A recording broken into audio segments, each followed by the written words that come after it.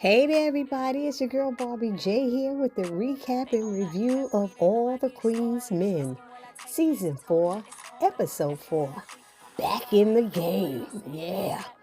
And the synopsis for this episode reads Revelations about DNA evidence and Sandra's body set off a chain of events culminating in an explosive attack and a war sparked by Madam's discovery of the concierge involvement. Ooh, that was a long one, y'all. That was all one whole thing. Usually they tell about different scenes, but this was straight through. Anywho, before we jump into this episode, if you are new here or if you are returning here and have not subscribed to this channel as of yet, please take a moment right now, hit that subscribe button, then hit the notification bell and select all. It'll let you know every time I upload any new content to this channel. Then I ask that you smash that like button. That's the thumbs up button, y'all. Write a comment and join the conversation. Let me know your 2 cents about the episode and then share the video because sharing is caring. So this episode starts off with Madam being arrested and booked for an accessory to murder. Forget the fact that she know who the murderer is, but Detective Davis don't want that person. She just wants Madam. Anywho, as they're going back and forth with their little banter and Detective Davis is taking her back to a cell, you hear a voice say, Madam, don't take another step. And she's like, who are you? And she said, my attorney. She made bail. She said, how did she make bail that fast? She's like, forget it. You know what? We'll get her later. And Madam said, don't hold your breath. And then she said, matter of fact, hold your breath because it smelled like you've been eating butthole. She said, I heard you like to eat docks. I said, oh, snaps. I was cracking up. And then she left with her attorney. So now we see Doc and Midnight in the locker room, and Doc is showing Midnight the envelope with the shirt. He said, this that shirt I was talking about. And so Midnight's like, how'd you get it? And he said, Madam got it for me. He said, what you gonna do with it? I don't know. How you don't know? You've had this shirt for weeks. You don't know what the heck you gonna do with the shirt? Why do they have Doc acting so nerdy and like a space cadet? Like he has no clue what to do with anything. You should know. I don't even have a bloody shirt and know I'll be burning it, hiding it, washing it, tearing it, cutting it. I'll be doing something with it. I mean, really. Anyhow, then he tell him, oh, I guess that's why they perp walked Madam out of here. He's like, oh man, I gotta get out of here quick. And then he bounces and goes home. Next, we have this quick scene with Trouble and Rayshawn, and everything he says about Madam or a question he asks, she's attacking him and she's yelling at him and she's cussing at him. And I know it's all that because she's mad, because once he asked about Champ, she really was pissed. I ain't his mother ever, you keep her. So she's losing her mind because she done killed her friend Champ. And so Rayshawn got up and said sorry, and he bounced. So now we have Tandy going to meet D.A. Rods. It looked like in a courtroom or something. And D.A. Rods lets her know that Madam made bail. And Tandy said, I didn't even know she was arrested. And she said, oh, don't pretend like you're not in bed with her. And she was like, I'm offended that you would think such a thing, so low of me. And she's like, oh, I'm so sorry. She said, but when you become mayor, you have to promise that you'll still help me take Madam down. And she said, of course, nothing has changed. Now back at Eden, we have Madam telling Blue and Tommy to be careful with everything they do now. It have to be clean because Detective Davis has a hard on trying to get her arrested. I said, oh God, she talk about her like she a man. So then she tells them calling Smoke, and Smoke comes in. And they go out, and Madam tells Smoke she liked the job he did on that truck gig that she gave him. And he said, I aim to please. So she told him that she would have some other work for him to stay on deck. And he said, okay, thanks. Then her phone rang, and she told him she had to get that call. And it was concierge. And he wants his shipment back. And she just kind of laughing about it. And he's like, you don't know who you going to war with. And she was like, speaking of war, your drivers that got killed, those were 2 casualties of war. He said, you want to see casualties? I'll show you casualties. And she hung up on him. So now we have Madam showing up to Fuego's house and giving him that information he requested of her about the whereabouts for Sandra's body. And she said she don't usually do something like this, but she's doing it because he helped her a lot in getting her father back. So that's the only reason. She said, if you go to that spot, you better make it look like you was never there. And he's like, thank you. And she says she hopes this give him and Sandra's family the closure that they need. And he said he hopes so too. Then that dumb fool goes and make an anonymous phone call to the police to report a missing body. That was like the dumbest thing. Did he scramble his phone? Probably not. I have a feeling it's going to come back to haunt him. He should not have done that, or he should have done it from another phone, in another location, in another state. That's just my thinking. I could be wrong. Y'all let me know down in the comment section how y'all feel about what Fuego did. And now we have this scene with Tandy and Babyface, and I can't stand him, y'all. I don't care what nobody say. That man is self-absorbed and so annoying to me. Here Tandy is concerned about her poll numbers and becoming mayor, and the announcer goes, the announcer goes, she had the sympathy vote. Now her numbers seem to be going down in the polls. And Face goes, speaking of going down on polls, and she's like, are you freaking kidding me right now? Are you kidding? And then she said, I have a lot writing on this. And then he's like, speaking of writing on this, and she was so mad at him, but then she ended up blowing him. So now we back at Eden, and this girl is coming into the club with a big pocketbook. So security checks her. She got a flashlight in there. He's telling her, you got to bring it back to your car. She was like, she's not going back to her car with those heels. He said, then we're going to have to confiscate it. She's like, fine. That already seems suspicious. Why are you walking into a strip club with a damn flashlight? I have no idea, unless you're going to try to scare people. I don't know. Is she going to do a flashlight dance? What's she doing? Anyway, the security guy, he seemed like he's a simpleton anyway, especially after Smoke set him straight that day. That was so funny. So then now we switch over to this other female who comes into Eden, and she wants to book a private party and have dancers come to her house so she can have sex with them. And she's talking to Diamond Madam and trying to, negotiate some stuff. And they told her to look around and see what she liked. So she started looking around, and she go right over to Amp, and Diamond's looking at her and Amp to see what he gonna say. So he let her know that some of the guys do it, but he doesn't. And she said, what if I pay you double your rate? And he looked at Dime, and Dime made some kind of look at him. He said, no, I'm sorry, I can't. And she's like, well, F you then. She get all mad and stuff, talking about she's fine as hell and he ain't all that good looking. What you got all this on display if you ain't going to play? And she walked back over to Dime and grabbed her and swung her around and said, Madam said da-da-da-da-da. She's like, no, girl, it's okay. He's just going through some stuff. Maybe you need to meet Big D. She's like, who? And Big D was walking by, and she grabbed him and said, him. She said, they don't call him Big D for nothing. She said, oh, I see. Thank you, girl. And she walked away with him. But see, I don't like this now, because Amp will never be able to make any extra side money. And Dime will probably never trust him when he do any kind of side gig. So she gonna have him under her radar 24/7. And now we have another scene where Midnight and this girl Renee, I don't know what the purpose of them keeps showing them having sex. And what is this room she's in? She's at Eden, but she's in some room, and Midnight comes in there and she's like, I hope you don't mind me being here. And I'm like, where is here? And he was like, he's a little surprised, but I'm still trying to figure out, where is that? Does he have a private room in the club, or is she supposed to be at his house? It can't be. So somebody in the comment section tell me, what is the story between Midnight and this girl Renee? There's got to be something that's going to happen, because every episode we see them together.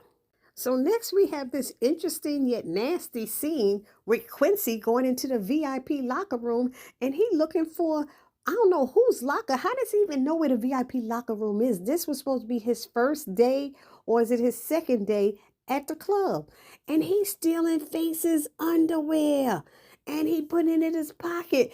And Trouble came in there and busted him and asked what he doing in there and what he taking. And he's like, mind your business. I ain't taking it for you. Don't worry about it. And she pulled it up and saw the dirty drawers and said, ew, nigga, you nasty. And he said, I got my vices and you got yours. Don't worry about it. And he bounced. So now we have Trouble asking Madam, can she dance with the VIP now that she took care of Champ for her? She said, for me, you take care of him so you could stay alive. And then she added, you don't get a promotion for cleaning up mess you caused in the first place. And Trouble was like, but I'm good. I got what they want. She said, look, I'll let you know when you're good enough to go on stage. Until then, pay your dues. Now, is there anything else you need? She's like, no, madam. She said, then see yourself out.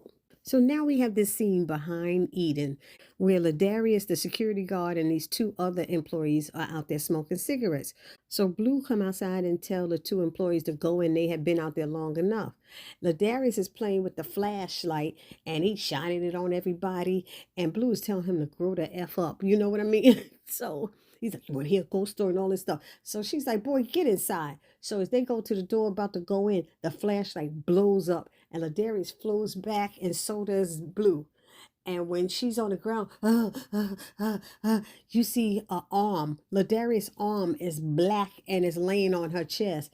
And all of a sudden, you see Madam and Tommy come running out. Tell me why Madam already got on a coat and she's in front of Tommy. Tommy should be way in front of her. I don't know how they played this out, but you could see that PTSD is happening because Blue was down there shaking, and she kept hearing echoing and all kind of people calling her name, and I knew once they mentioned that PTSD stuff in the episodes prior, I knew it was going to come up somewhere. Y'all watch. All of a sudden, you're going to see Blue probably going for therapy or something like that. I don't know. Y'all let me know down in the comment section what y'all think. But that's what I think is about to happen. But anyway, Madam makes it out there asking what happened. And she's like, I'm okay. She said, no, you're not okay. And then she told him about Ladarius playing with the flashlight. It blew up. And how one of the females at the club had came in with it. And he took it from her. So she said she could check the surveillance cameras and see who it is. And Madam then told Tommy to clean this mess up because Darius' body parts was all over the place. And she didn't need Detective Davis coming in there saying nothing because she got eyes on her now. So now we have the guys all tipping out. And when Amp comes out there, he starts rapping to Dime for a little bit and sets up a date with her. And they're both smiling as he leaves. Then the next person come is Big D, and Big D is jealous. He's like, oh, so you back with him and all this stuff. And she's like, I don't see where any of it's your business and stuff. And he was like, I thought we was friends. And she said, look, we're cool. And that was that. So now it's morning and Dime and Amp are eating pancakes and he's rushing off somewhere and she starts getting upset. Wait, I thought we was going to hang out and da da da da. And he's like, look, I had this date before we started back talking. He said, I thought you was going to trust me. Yeah, but you acting like you running off to meet somebody. He said, I am. And he said, her name is AA. And she got mad. It was like he got to go to Alcoholics Anonymous. So that's where he's going. But so she's so quick to not trust him. She has to relax or just get out of the relationship now. But y'all tell me, I thought her hair was all white last night. You gonna tell me she took her new wigs over to his house? Because now you see these pink streaks in her hair. But I swear the night before, it was all white. Especially when she was talking to that girl who wanted to take Amp home. Somebody please go back and check and let me know if I'm imagining this or not, okay? Thank you. But then she had the nerve to ask, can she snoop around his place while he's gone? And he said, you remember what happened the last time you did that? That's how they end up breaking up because she was snooping around, found a bag of money, went back and told Madam, and almost got Amp killed. Okay? And that's just why she said, you know what? I won't be snooping. So now we have a scene with Doc with this big barrel in his living room. He's throwing paper and lighter fluid in there. He lights it on fire and he pulls the shirt out to put it, the bloody shirt, remember, to throw it in there and burn it. And when he opens the envelope, he realizes it's not his shirt. So now he's pissed. He didn't even check that first. He's so dumb. That's what I'm saying. They making him so dumb. And now he knows Madam is going to be pissed when she finds this out. And he better tell her ASAP. Anywho, now we're at Madam's house. Blue is sitting on the couch when Tommy comes in with this big ballot machine. And I guess it has the votes from the mayoral election. So Madam asks him, did he have any problems with the swap? And he said no, everything was smoothly. So she told him all he has to do is get rid of all of those ballots now. So That was that. And then Blue said she needs to go. Did you need me for anything else? She said no. And Tommy's like, you gonna have me do this all by myself? And Blue said, that looked like a one-man job. And Madam said, bye, Blue. And she said, Tommy, bye. Like, take care of what I told you to do. And he took the machine and left. So now we see Sandra's dad at Fuego's apartment, and he's telling him that they found Sandra's body and that the police said it was a anonymous tip. And Fuego's asking him, did they have any leads and what happened? And they said she was shot 2 times in the back and once in the head. And he said the coroner told him not even to read the report because they can't even have an open casket because of the stuff they did to her, and she looks bad. And he's like, well, what did they do? And Sandra's father said, I really don't know. And so he said, I'll let you know when the funeral is. But I'm telling y'all, this is too coincidental. The fact that the father came to, I keep saying Alonzo now because that's what the father's calling him, came to his house and asked for help and can you reach out and all this stuff. And then for all of a sudden they get this tip out of nowhere. It's just too coincidental, y'all. They gonna put it together and realize that Alonzo did it and he knew where the body was all the time, yada, yada, yada. Honestly, I think Fuego messed up. He shouldn't have said nothing, and I think this is going to come back to bite him in the behind. Y'all put it down in the comment section what y'all think is going to happen because of this. So now we have this scene with Concierge showing up too. I think that's the White House, y'all. That might be that event that he brought Madam to in one of those previous seasons. Y'all remember when he brought her in there? But anyway, they stopped him at the door and said he can come in. He said, no, they're expecting me. I'm Raphael Damascus. He said, I know who you are. And he said, you no longer have access or authorization to enter the premises. And he said, there must be a mistake. And he's like, no mistake. We were given orders not to grant you entry into the gala. And he's like, from whom? He's like, look, in the interest of national security, his clearance has been revoked. And Concierge was pissed. And he had to turn around and leave with his boy. So, Madam did something. I don't know what she did, but I'm assuming it's that gala because he took her to it in the past. And y'all tell me where y'all think that is. Is that the White House? Put it down in the comment section.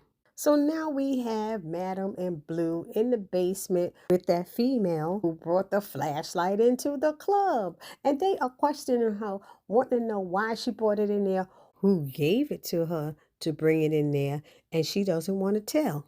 So Blue notices this tattoo on her neck and she's like, where did I see that from? And Madam said, Concierge. She said, I'm done talking to her. And she walked away and they had her head in a brace, some kind of brace. And they kept turning it, tightening it on her scalp, squeezing it, was squeezing her scalp and squeezing it. And when Madam walked away, Blue turned that thing and her blood just squirted out the back of the girl's head. And she was dead. Lord Jesus, the creepy stuff they got in that basement to kill. This stuff is like medieval type stuff. Y'all know what I mean? It's crazy. So now this episode ends with Amp and Dime. He comes back home from his AA meeting and she's there on the couch. There's candles lit all over the place and flowers all over the place and she looking sexy and he's wondering, what is this? So he asks her what's going on. And she told him it's for him. She wanted him to know that she's proud of how serious he's taking his recovery. And then Dime tells him that she wants to be his girlfriend again. And I'm like, oh, shooky, okay. And they start kissing. And then all of a sudden, the doorbell or something, she said, oh, the food is here. And he's like, look, I just sat down because he had taken a shower. And he came back out and sat down. So she jumped up and opened the door. And it was a woman standing there. And she said, oh, I'm sorry. I thought this was Amp's apartment. She said, it is. And who the F are you? And the woman steps inside. And Amp looks at her and says, that's my mother. And it went off just like that. Woohoo! So y'all let me know what y'all thought about this episode. Please do not forget to subscribe, like, comment, and share. And I will see you all in the next video. It's your girl, Barbie J, saying, Happy Holidays! Peace!